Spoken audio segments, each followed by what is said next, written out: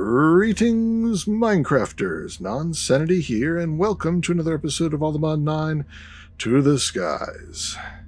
Alright, we finished making the lithium production, and we've got one big thing ahead of us with a bunch of project chests. Reactor. I need a lot of these. I'm not going to bother with glass, because we're not going to try and make it pretty. We're just going to build this sucker as quickly as we can here.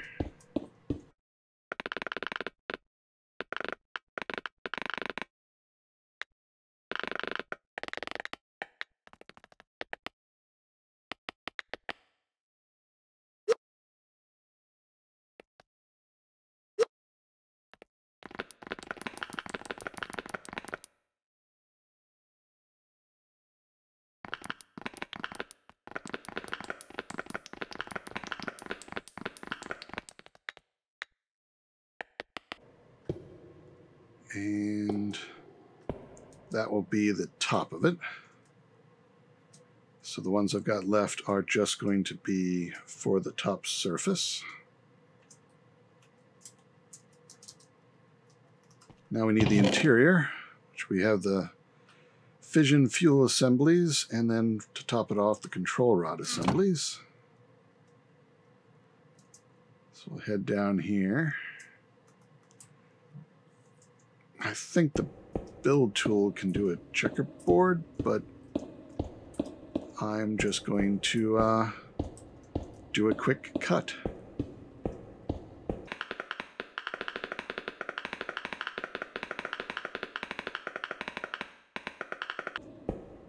And there we go. We have one checkerboard of fuel, and now we can just use the wand since it works on diagonals.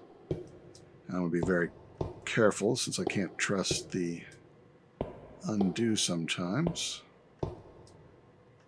Oh, that's it.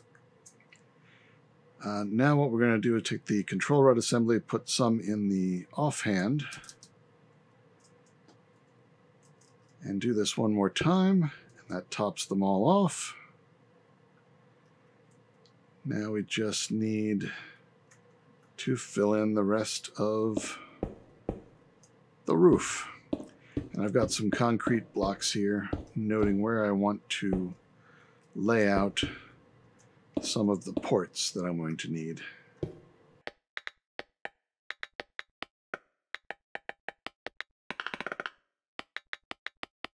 Ah, perfect. There we go. This is for the future. Just laying it out. All right, and then we need supports. There's only two types. One type can be converted to different modes. These will be green basic input. These will be yellow. So we need to get the configurator. Set them to yellow. This one is blue. That's for steam output. Oh, and while I was getting rid of the extra wall, I changed my build, or my ultramine. There we go, shapeless. These will all be the default green. Sort of tealish, but that's fine. And then these will be, they're supposed to have used red for these, but that's fine too. All right. Those are all the ports. All right, let's do these first. Fission react, well, I guess I gotta go get the parts. Problem with all the chests being down here. Yeah, the parts are here.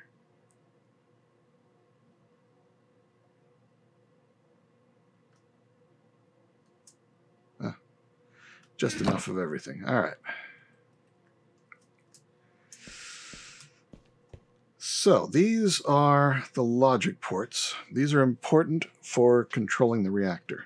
If we click on one here, we've got disabled activation, high temperature, excess weight, damage critical, and insufficient fuel. This one's going to be high temperature. This one's going to be excess waste. And this one's going to be damage critical. I'm not going to worry about insufficient fuel for the moment. And this one is activation. I'm going to put down a NOT gate. Oh, got a crouch click. Or we look at the reactor, which is fully formed. And we're going to put down some of this red alloy wire.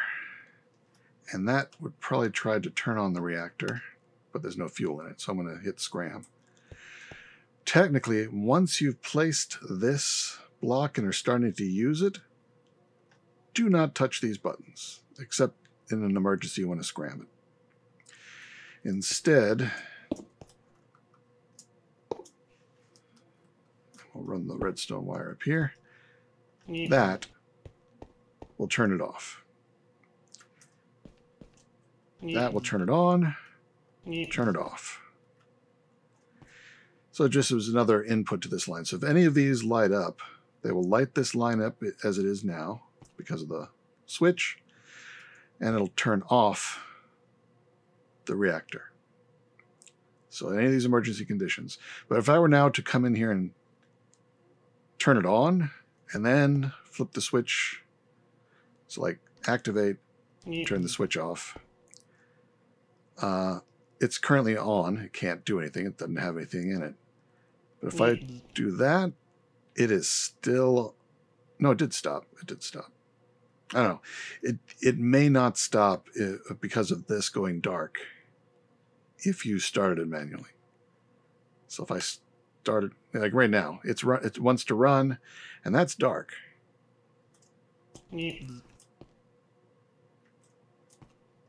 Stop, start. It stopped. So sometimes it works, sometimes, but don't trust it. Before you're ready to walk away, come over here and toggle that a couple times to make it, and you know, leave it in the on, then walk away. That way you know that that port is going to control it.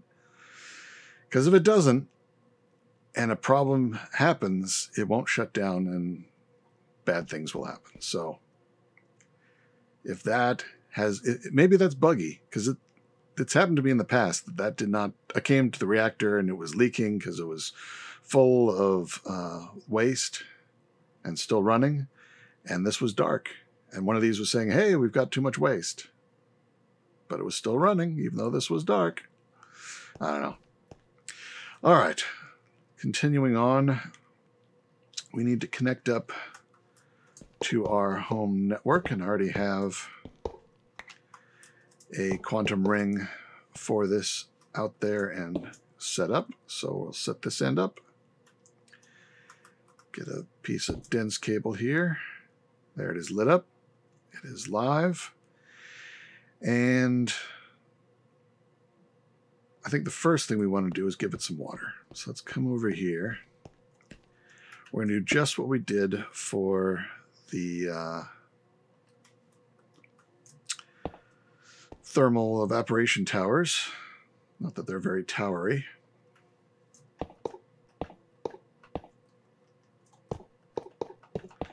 I don't know if I need this many. Maybe just one is enough. But better safe than sorry, and these are cheap to make and doesn't take much effort to lay them out like this. And then we do the same 9 nines integer and put it into fluid amount. The thing should be full instantly with 460 million millibyte buckets, or 460,000 buckets of water instantly. Just like that. It's going to provide all the water we will ever need for this reactor. It is raining. I don't want rain. Let's take care of that. I made celestial manipulators. If we look at the recipe, requires a dragon egg. We got that now. Wyvern core, got all that material. Got draconium, not too hard to make. And I'm going to put 2 of them down. One here, one here. Yes, no.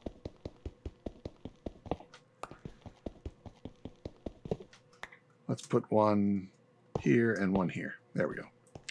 These are nice. You can set it to clear skies. And you can set it to sunrise. Oh, they're going to need power. They're going to run out quickly otherwise. There we go. They must have still had some power in them. Yeah, 8 million in each. It does take quite a bit, but those are handy. Now, you only need one if you're going to do doing it manually, but you can use redstone. So this one is going to be, let's make this one sunrise, and this one clear skies. Take a couple of redstone repeaters. Make a daylight sensor and change it to moonlight sensor.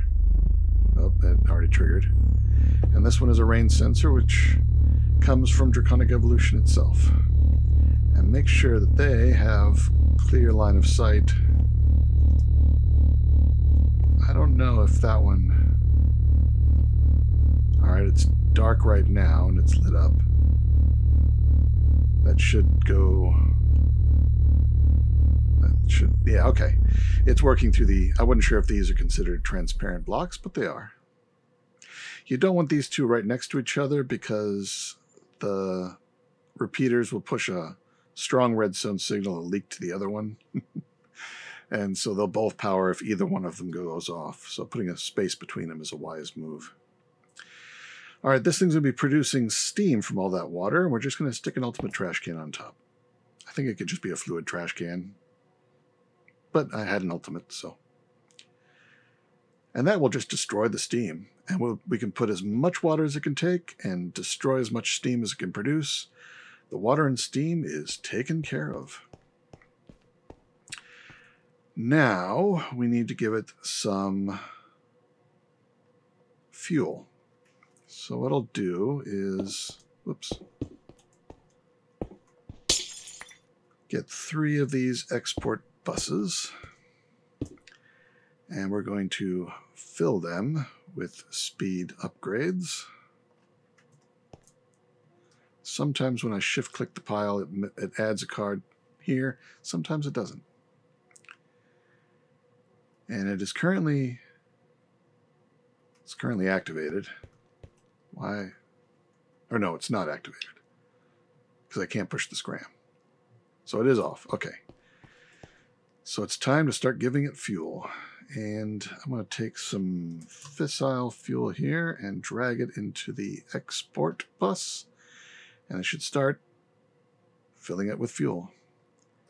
And it does seem to be a feature of Applied Energistics, or at least these extended export bus, or maybe the acceleration cards themselves, but they pick up speed, which is smart because if the machine can't take as fast as this thing is capable of injecting, it starts out slow, and as soon as it sees the machine is full and can't take any more, it caps itself probably at that speed. But if it can take it faster, it keeps increasing speed until it reaches its max or the max of the machine it's feeding. So I think this can hold about 11 million millibuckets, so about 11,000 buckets of fuel. Almost 12, 11 and a quarter. All right, so when it starts up, it's going to take the water, turn it into steam. The steam is going to be destroyed. The water's going to be filled. This should always stay at this value, and this should always stay empty. Meanwhile, it's going to take the fissile fuel and turn it into nuclear waste. So we need to process that. That's what these 2 ports are going to be for. Now, because that waste is radioactive, normally people would use the pipes from Mekanism itself. But they hold liquid, whereas these universal pipes do not. But I'm not even going to use the universal pipes, I don't think. Put them away for the moment. I may use them somewhere, but I'm not going to use them quite yet. Instead, I'm going to use AE, because AE can handle the radioactive gases as well as the regular gases, chemicals. Because there is a cell, This one here, radioactive chemical storage cell.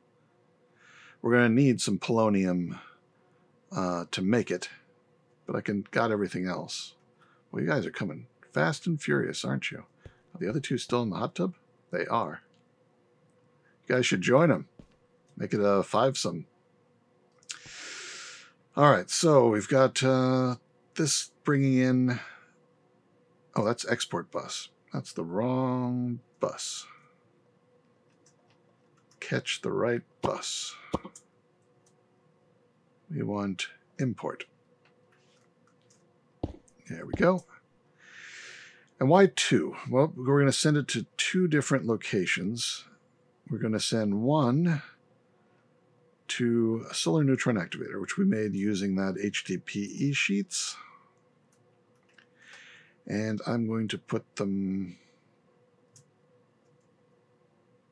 here and here. And they've got view to the sky. And then I'm also going to place an isotopic centrifuge right there. And you, my not-so-great friend, I don't want to be fighting things when I'm standing on top of a reactor and maybe miss you and hit a block of the reactor or a pipe or something. I don't like that. So go away. He says after he's already gotten rid of them. And we're going to put a storage bus here. If you saw in the moment ago, I had a export bus in my hand. No, you didn't. That did not happen. Storage bus, storage bus. That's what we want there. Also, I want to make... My inventory might have changed. Pay no attention to that. There's a card that does redstone. We're going to add those to these two, and we're going to set them to active with signal. All right, so these will import, and they need somewhere to go. We don't have a disk that can take radioactive materials.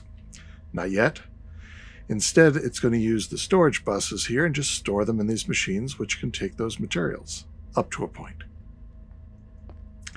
Now we just need power for them. Do I have a... No, I do not. A power acceptor. I can place that in between and stick this here so it'll power both the isotropic centrifuge and the energy acceptor. These are powered by the sun, which they can still see through all this stuff that has suddenly appeared over our heads, which is 7 layers of waste barrels. This is far more than we need. And they're all connected by a universal pipe underneath. And we'll be getting to those in a little bit. All right, so this will get the radiation out. And why did I put the redstone cards and set them to only with signal? That's because we're going to cannibalize this temporarily and place one over here. And let's make sure that should not be running. And I need another one, light sensor. And another repeater.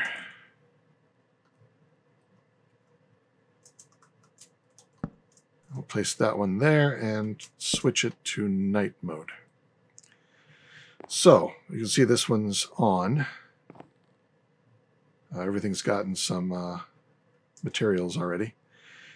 So during the day, this one will power and this will come on and these will run because it's daytime. They should get their power. At night, this will go off, this one will come on, and this machine will get the nuclear waste.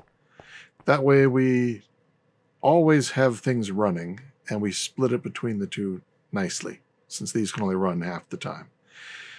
We could just have it split evenly between them and let it keep setting it today, but if you don't want to set these up right away, and we'll keep the rain one, but if you don't want to set them up, this is a good way to split the difference. Now we need to do something with it, so we're just going to use regular universal pipe. I do not recommend using universal pipe here. You can. It will work. It will pull the materials out and put them in there. But the universal pipe has a flaw to it. I wouldn't call it a bug. But if what it's attached to ever stops being a inventory, I just go over here and temporarily take one of these off, attach a pipe to it, set it to extract. So this might be what you do over there. If at any time the reactor stops being a multi-block and then reforms again, see, it's not pulling out anymore. And if I had had an upgrade in there, it would have fallen out in the ground. This stops being a multi-block sometimes, just because it's chunk loaded or the server reboots or something like that. So it's not safe to use universal pipes directly onto this multi-block. Notice there I'm using AE, and I should put back the fuel exporter. And don't turn on chunk overlay accidentally. And over here I'm using integrated dynamics. I would never connect those pipes directly to this thing. It's just not safe. But you can still use them for machine to machine, because these things are always going to be valid. All right, so the outputs from all of these will be going into pressurized reaction chambers. And we're going to set 2 of them up. Where is my other one? Oh. There it is. So we'll set up these 2 here. Shift click. And start piping this out into them. They've got a little bit of residual power, but let's give them power to run. Now they need fluoride dust, water, and then they make nuclear waste. And the nuclear waste we're going to pipe up to these barrels.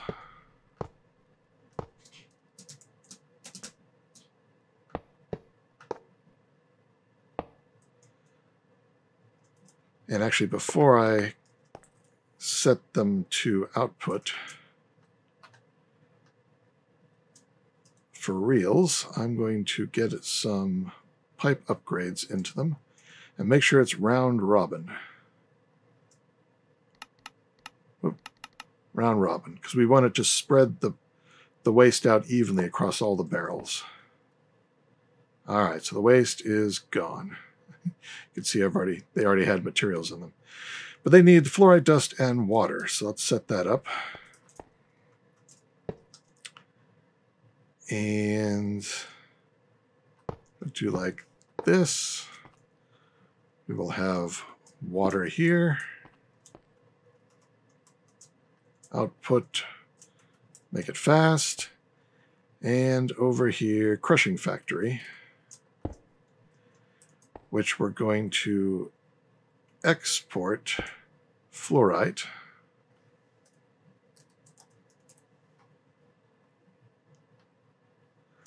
And speed it up. And this thing needs its speed back again. So that gets the fluorite. It's going to make fluoride dust. It needs some power. You know, actually, I can just have this power all these machines by connecting that way. And give it an upgrade. I don't think this needs, oops. I don't think this needs an upgrade, but I'll give it one. This one, yeah, I already gave it one. All right.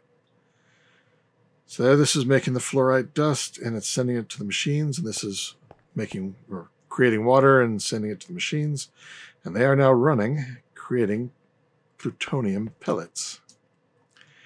And I'm just going to stick a dank over here to return the pellets back to our system.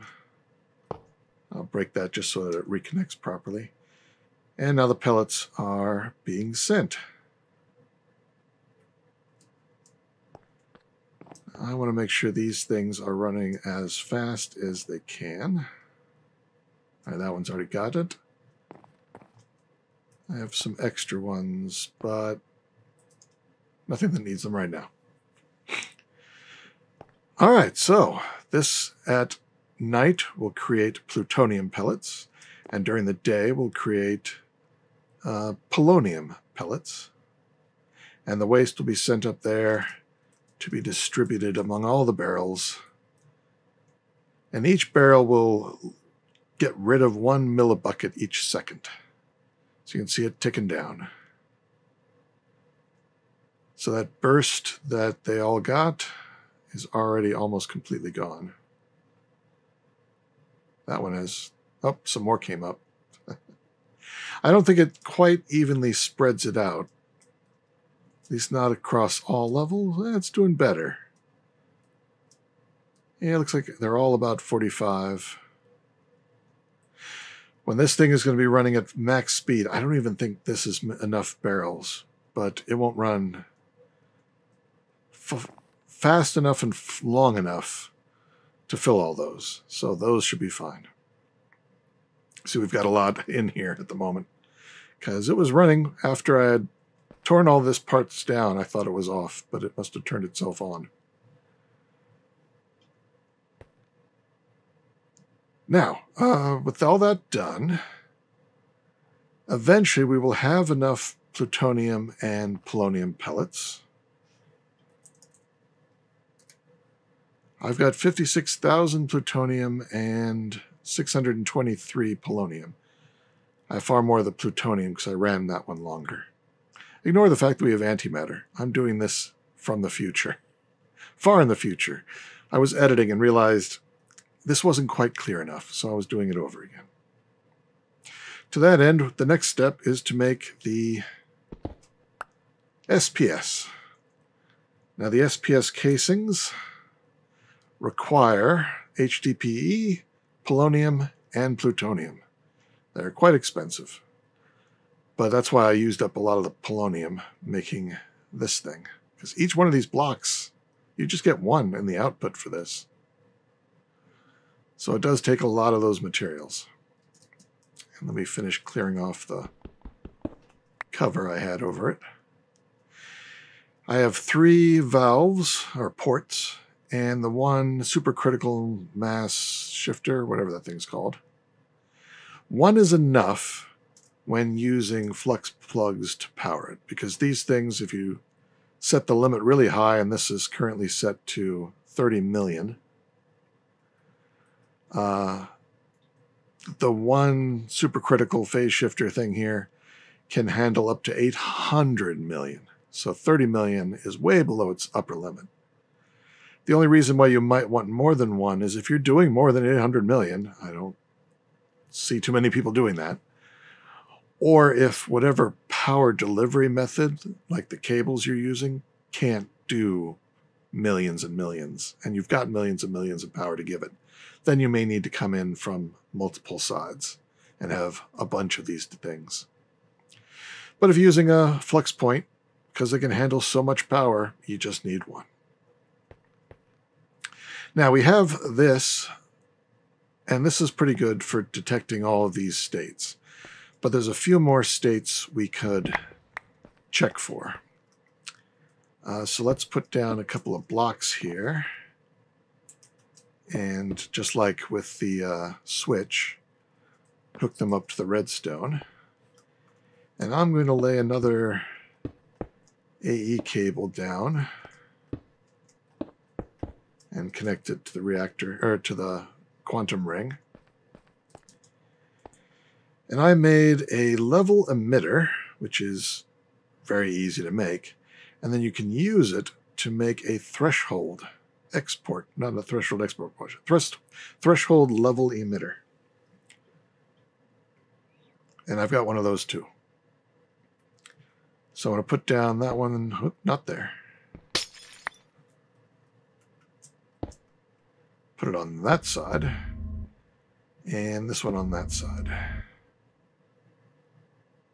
want to make sure the reactor stays off. But I'm going to power that just to make sure. All right, so how do these work? This one, you need to set the material. And I want to say that it should not run if we have too much waste. So if we have waste in the system, oh, yeah. Now that we have plutonium and polonium, we can make those cells. There is the radioactive chemical storage cell, and it requires polonium and a bunch of other things that we have, but just needed the polonium and the HDPE sheets. Toss that in the system. It only has 256 bytes, but it will store radioactive things. Let me jump in here and say, to use this radioactive cell, you need a cell workbench.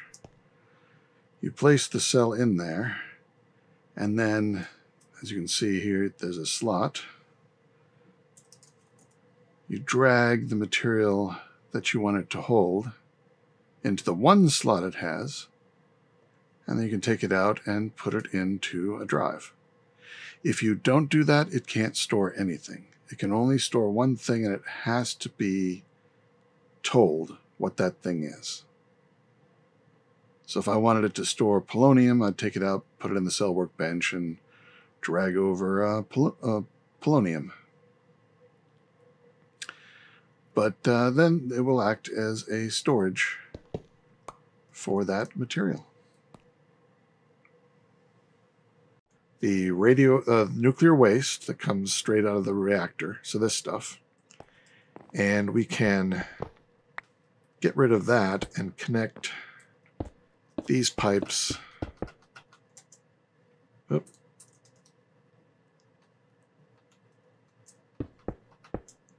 to the system. And now we would swap these storage buses for exporters. And we'll use the extended because they're what I've got. And we'll get some accelerators. All right, so we go in here, give it some accelerators, and tell it to take nuclear waste. Nuclear waste, accelerators, nuclear waste, accelerators. And now that we've got storage, we're going to get rid of those. Might as well put the daytime back over here because we're going to want more polonium than plutonium. And this one we're just going to disable right now. So I'm not going to need any more of that one for a bit. Instead, we're going to want a lot of this one. But instead of the polonium going into pellets, we are going to now divert it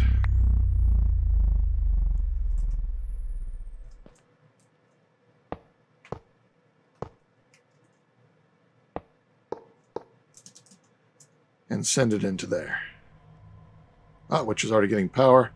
Now it's got polonium, and it is running very, very fast because it's got 30 million FE. We'll come back to that because I interrupted myself when I was doing this. So now we've got this saying nuclear waste. If it is below 1,000, no, excuse me, above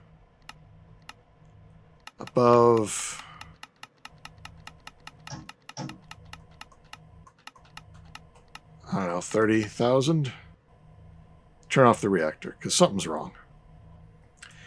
And this one is going to be the fissile fuel. Oop, fissile fuel. Okay. Upper threshold, we'll say 10,000. Lower threshold, 1,000. And emit when levels are below limit. So how this one works is, if we have over 10,000, it's going to be on. Because we set this to below, is when it turns on. As the level falls, it's going to pass by 10,000. That's the upper threshold. Nothing's going to happen. It's going to keep going down. When it drops below 1,000, then it turns on the redstone signal. That will turn off the reactor. Then our fuel will start returning, because we're still making it. We're just not making it as fast as we're going to be burning it here. And this is going to go back up past 1,000. Nothing will happen. It won't turn back off again until it gets over 10,000. And then it will stop lighting this line. So as long as we don't have too much waste in the system and we have enough fissile fuel, this will give us an extra level of safety. And we might as well put down some storage monitors. Set this one to fluorite. Oops. Just so we can see. Oh, I don't want to do it that way. I want to. They don't have an interface. You can't. You have to actually click something on it to do the fissile fuel. We'll get a gauge dropper, and fissile fuel will go up here and we'll go click. That's got a little bit of fissile fuel in it. Right-click it once, it puts the dropper on there. Click it again, and it puts the contents of the dropper. And then if we crouch, right-click, that will empty the dropper. So it's now empty again. We can put it back in the system. So now we can see that currently it's going up. That's not, yeah, and so it's lit up because we went down below 1,000 at some point. And now it's going to go back up. All right, that's good.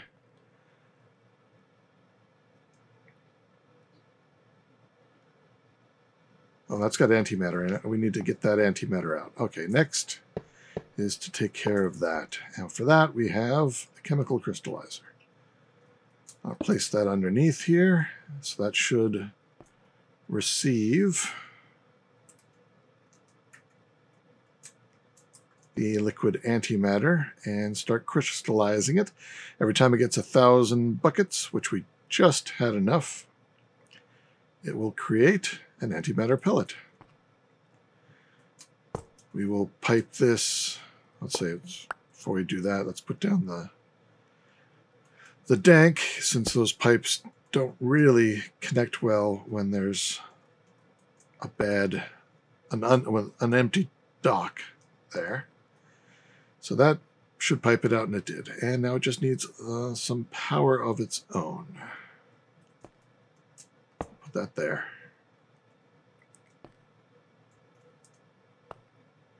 Okay, I think this is all set. So let me release it. It is still being held by the threshold. So until this gets back up over 10,000, it should not start up again. I do have the rate set to 500. I'm not going to go any higher than 500, but 500 with this setup is safe. I do want to try and take care of this. These green particles mean there's radioactive material in there. And that one is completely full. Why does it not have its... What's the outputs on this set to? Output to the right, input to the left. What about these guys? Input left, output top. Input right, output top. That's correct. And yet they have no... Oh, there's nothing in there. Ah. Now, input left. That is set to fluorite. And we have fluorite. And that is on. Not sure why that is not accepting anything. Did I put the wrong bus there? I did. That's why. Process of elimination. We need the export bus. All right. And that gets the cards and fluorite. There we go. Now I'm going to disable. I did disable that. Okay, good. So this is completely full. That is completely full, but off. And this should not put any more waste in there. So this is how you clean these machines out, get rid of these green particles. Because if they have the green particles and you break them, you're going to irradiate the area. So to get rid of the green particles, you want to get rid of all the materials inside them. And one of the easiest ways is to make them completely full. This one's completely full, and then it backed up, and now this one's completely full. We've turned off any more going in. So when I now turn this on, it's going to start running, and it's going to use up exactly what's in here. So this is empty and empty. So there are no more green particles. That one's clean, and it exactly used up no remainder. And that's empty, and no more green particles there. That one is now clean. So they can now be broken safely. And these are empty because they were running. They should not be empty. They should have material in them. And this one is also empty. And that is not getting any... Oh, because this is set to still active with signal. So we're going to take that out now, and so it can just run all the time. I'm curious, is it going to remember? Maybe I should put that back in, set it to always active, then take it out.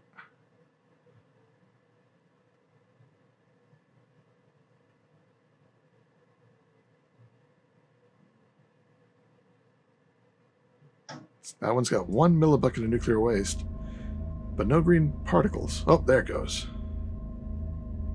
All right, so it had to warm up, maybe. And now it's getting to be dark, but this should trigger soon. Oh, that should be in night mode.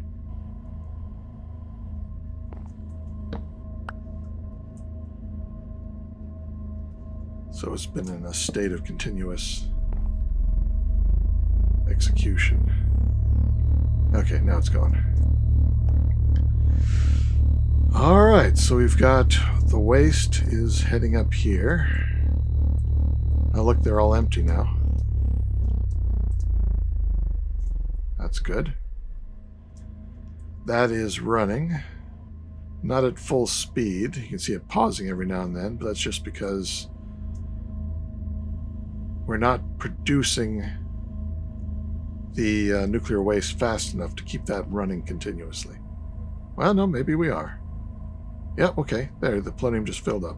I guess it was just getting these up to speed.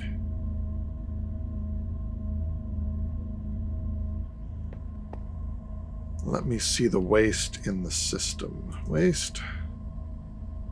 All right, it's staying. We're using it as fast as it's coming in. Good. Look at that. It's blinking.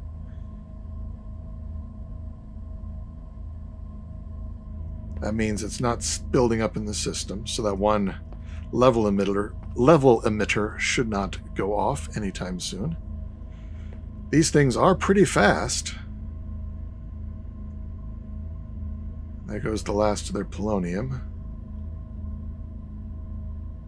So now they're getting the nuclear waste as fast as the reactor can make it. And this is probably going to be intermittent again. No, it's maybe turning off for briefest of moments. I think it's pretty close to running continuously. I see it flicker every now and then for like a tick or something. So this is all pretty well balanced. I mean, the 30 million is just about right. 500 burn rate, just about right. The only thing that is probably going to be going down is our fissile fuel. Because at one point I had 500,000. And after running it for a day or two, it emptied out. I guess last night is it finally emptied out. And then that threshold level emitter did its job and turned the reactor off when it got too little. But now it's going to be going down, and it won't do that until it gets down to 1,000. All right. So I think that is all the nuclear components we needed to work on. We got the polonium pellets, we got the plutonium pellets, and now we're taking the plutonium liquid and turning it into antimatter. And no leaks, no radiation leaks. In fact, right now I could break everything but these two machines. While they don't have the green particles, they're only having nuclear waste briefly. Those two are the only two things here that you can't break safely. Well, if you broke these two import buses and left the reactor running, then yeah, the nuclear waste would build up, and then it would, when it gets to the top, it would start to leak. That would be bad. But, you know, if you turned everything off, you could break everything except these two. And if you turned everything off, these two would drain, and then they would be safe. So I can't find anything here that isn't safe. Despite this reactor running really, really hot. I think at this is 1.05 kilokelvin. So very hot. I think it blows at or it starts taking damage at 1.2 kilokelvin. So we're getting close. Kilokelvin, normally it's just showing regular Kelvin, you know, in the hundreds. But we're up to here to 1,000 Kelvin. But at 1,200 is when it starts tearing itself apart. And I wanted to leave a little bit of leeway in case something happens, but nothing has. And that is my design. I hope you like it. I have enjoyed playing with it, and I've built parts of it multiple times to get the video recorded. I didn't want you to have to watch me putting all that pipe and the barrels down. It's mostly just wand work, but yeah. If you have anything that you can think of that is a better way to do this, let me know in the comments. I've racked my brain to try and find as many ways to make this safe and clean and easy to use. And I think this is all my tips. So, this is Nonsanity, not irradiated, signing out. Take care, be good, and see you next time.